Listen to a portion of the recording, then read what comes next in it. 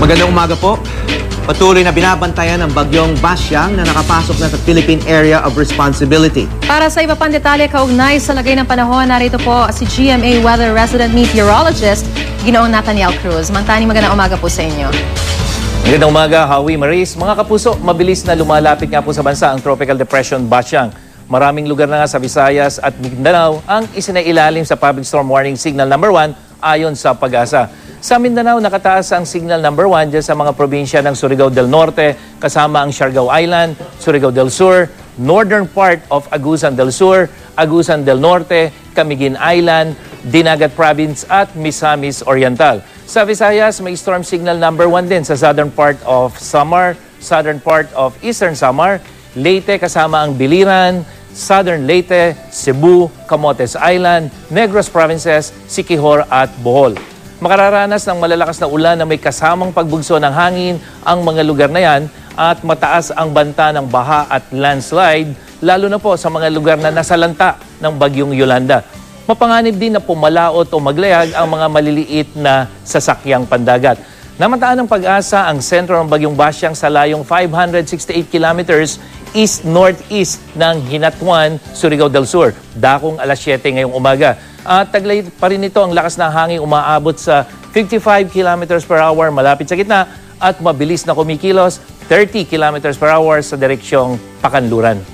Mantani, malaki po ba ang posibilidad na maglandfall ang bagyong Basyang at ano-ano po ba yung mga lugar na maapektuhan nito kung sakasakali? Yes, Maris, ayon sa Pag-asa at sa datos ng Weather Central, mamayang gabi ang posibleng unang landfall ng bagyo dito sa may Surigao Provinces. At gaya ng naranasan natin sa bagyong Yolanda, asahan pa ang ilang beses na pagtama sa lupa nitong bagyong Basyang. At dito sa ating storm track, bukod sa Surigao Provinces ay maapektuhan din ng bagyo hanggang bukas itong Eastern Samar, Dinagat Province, Leyte Provinces, Camiguin, Bohol, yang Cebu, kasama ang Negros Provinces, Guimaras Island o Province, Panay Island at Palawan bago ito tuluyang lalabas ng ating Philippine Area of Responsibility. Pero ngayong araw, pinakapektado ng ulan ang Caraga Region, kasama ng ibang bahagi ng Samar Leyte, itong Eastern Samar hanggang dyan sa may Southern Leyte. At kung inuulan ng Visayas at Mindanao, dito po sa Metro Manila, magandang panahon ang inaasahan ngayong araw. Base sa datos ng Weather Central, mababa yung tsansa ng pag-ulan mula ngayong umaga yan hanggang mamayang gabi.